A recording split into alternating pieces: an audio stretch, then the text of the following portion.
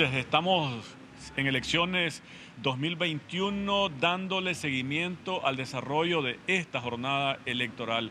En este momento desde el Olof Palme, donde en algún momento en el transcurso de esta noche vamos a poderles compartir a ustedes conferencia del Consejo Supremo Electoral ya con un primer informe parcial de los resultados de las elecciones generales. Obviamente cerraron ya todas las juntas receptoras de votos en el país, como estaba previsto, a las 6 y de acuerdo a lo dispuesto en la ley también a aquellas juntas donde a las 6 todavía había alguien esperando para votar, se mantuvo.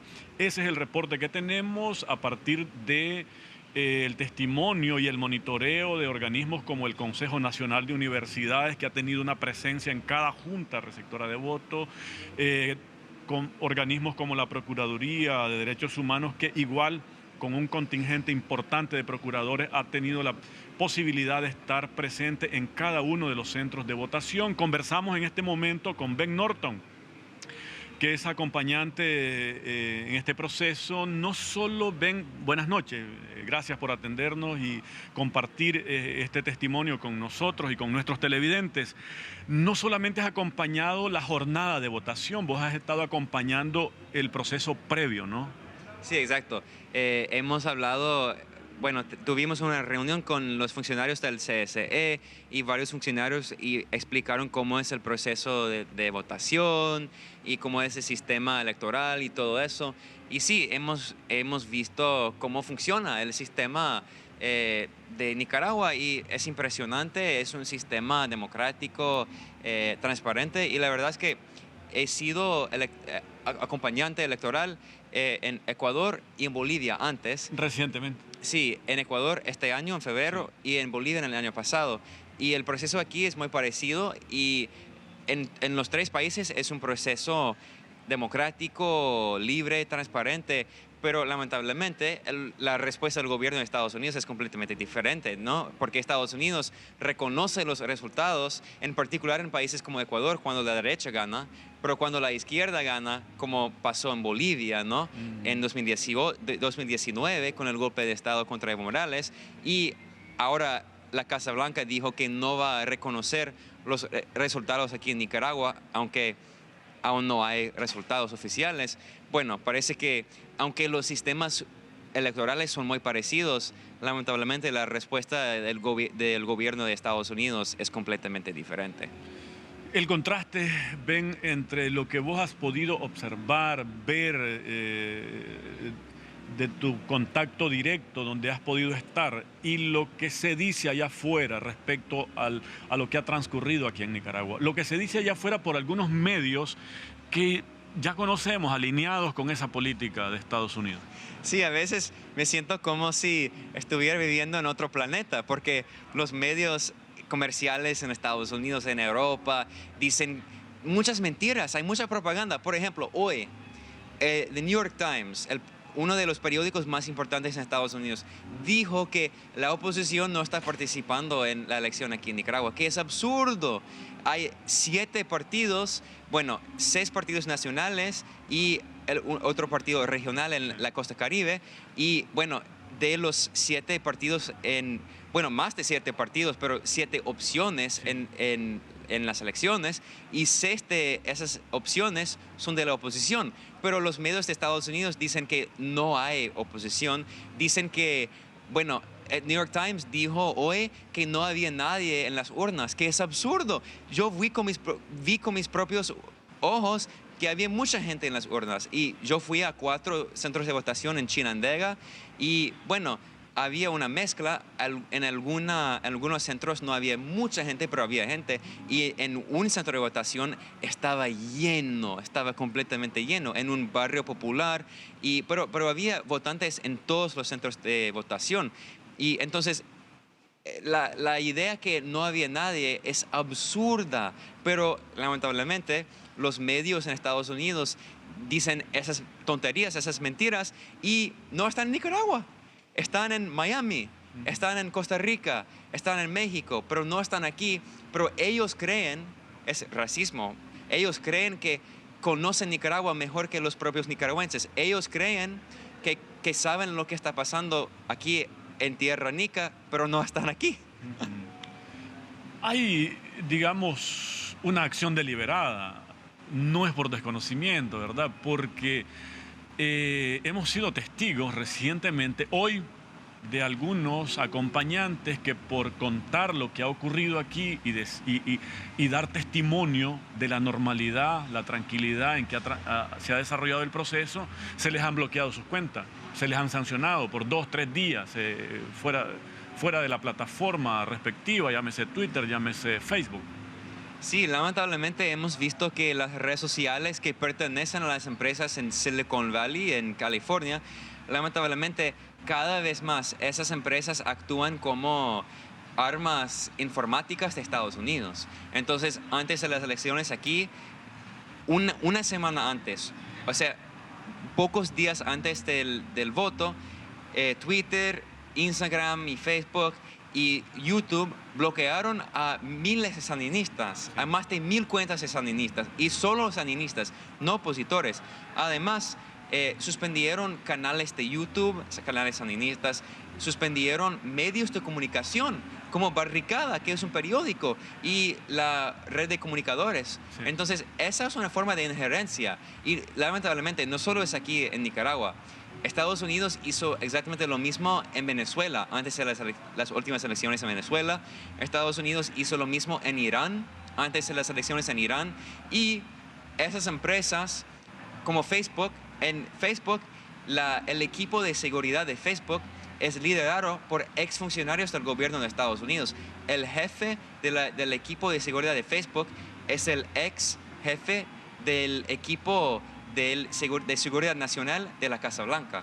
Entonces, lamentablemente, hemos visto que Estados Unidos, el gobierno de Estados Unidos, ha utilizado las redes sociales como armas informáticas para tratar de controlar la narrativa, para que no haya alternativas en los medios de comunicación, para que solo haya la narrativa de los medios de comunicación que son los medios hegemónicos. Sí.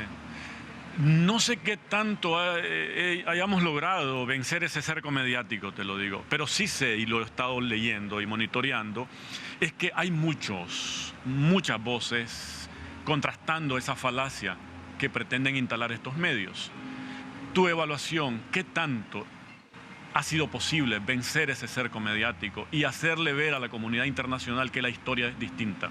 Sí, bueno, muchos sandinistas dijeron después de la censura, antes de las elecciones, dijeron, bueno, me borraron las cuentas, pero voy a crear nuevas cuentas y voy a comunicar con el pueblo nicaragüense y con el mundo.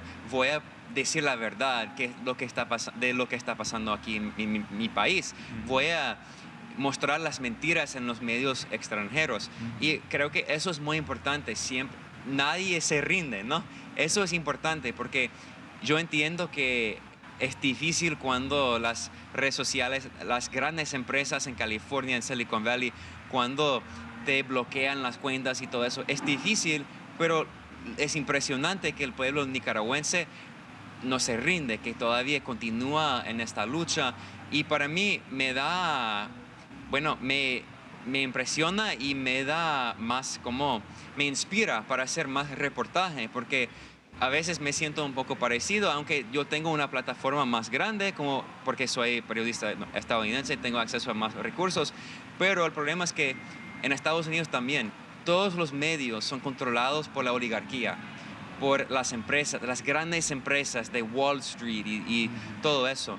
Y a veces nosotros también a veces sentimos como si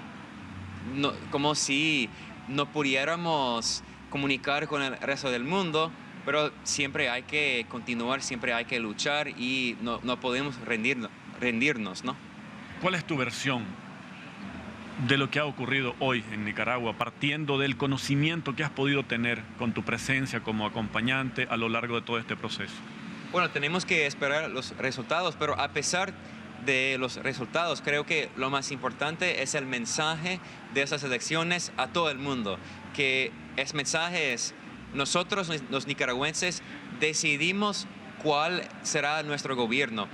Escogimos nuestro propio gobierno, no son países extranjeros. Y es por eso que me gusta como la frase del CSE, son elecciones soberanas. Eso es importante. No es el gobierno de Estados Unidos ni la Unión Europea que decide quién será el gobierno de Nicaragua. Es el pueblo nicaragüense y solo el pueblo nicaragüense, sin injerencia extranjera.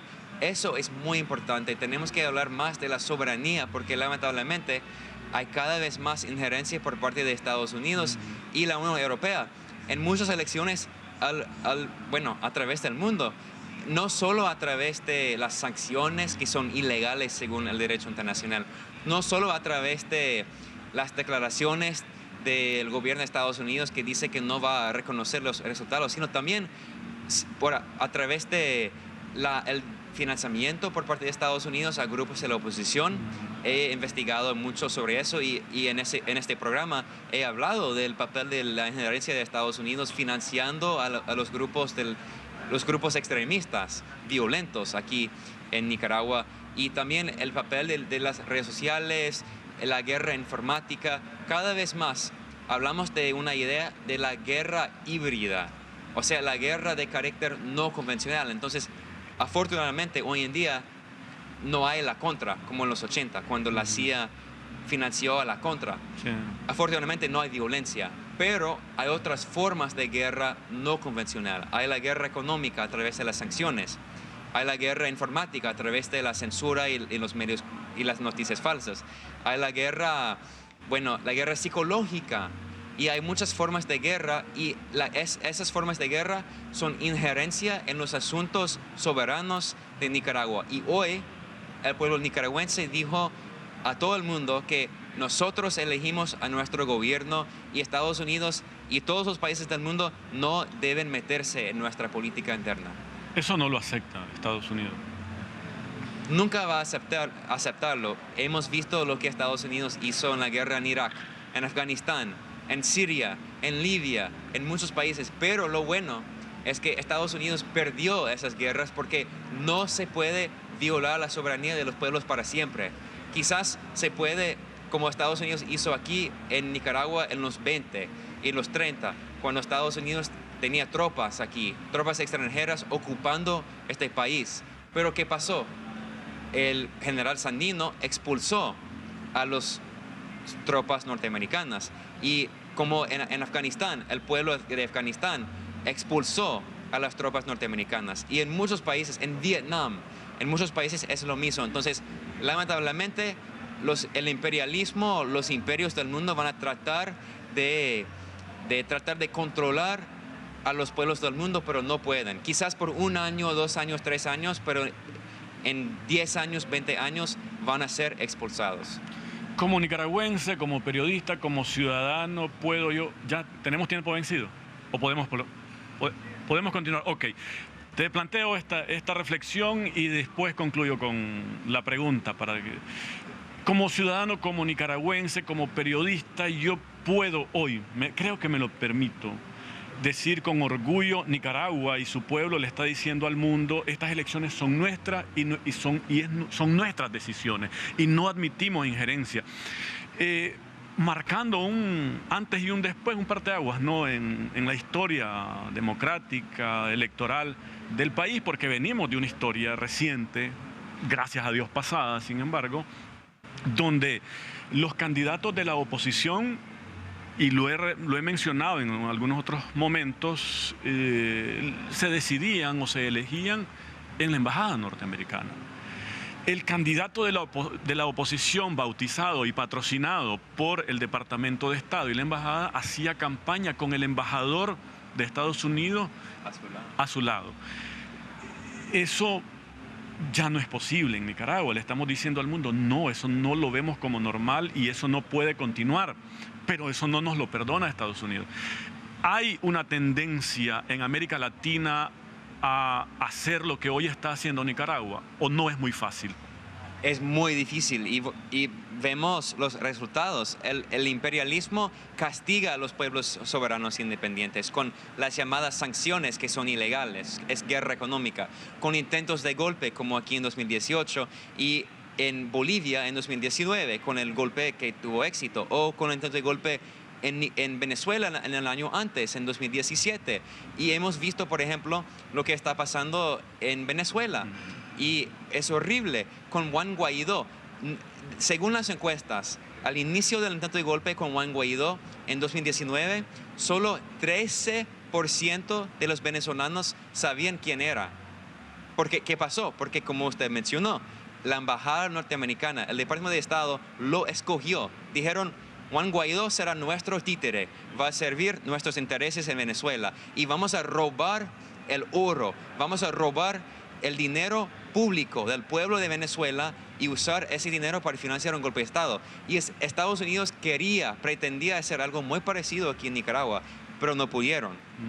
Eso es muy importante. Y hoy, en las elecciones, el pueblo nicaragüense le dijo a Estados Unidos que no vamos a permitir que ustedes hagan algo como hicieron en Venezuela. Hemos aprendido, estamos en solidaridad con nuestros hermanos y hermanas en Venezuela.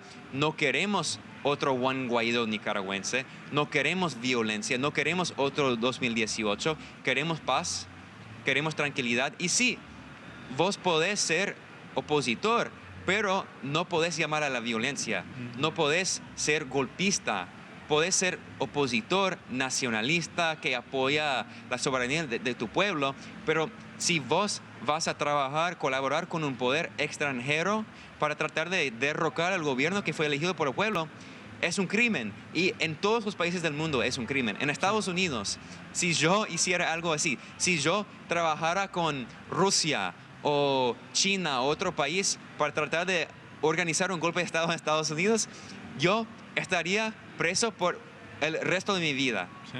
Y bueno, en Nicaragua es muy importante que la gente, lo que hicieron hoy los nicaragüenses, es muy importante. Mostrar al mundo que no vamos a permitir lo que ha pasado en el pasado. Fue el pasado, ahora vamos a un nuevo futuro, un futuro de soberanía, un futuro de autodeterminación del pueblo nicaragüense. Ben, muchísimas gracias. A usted.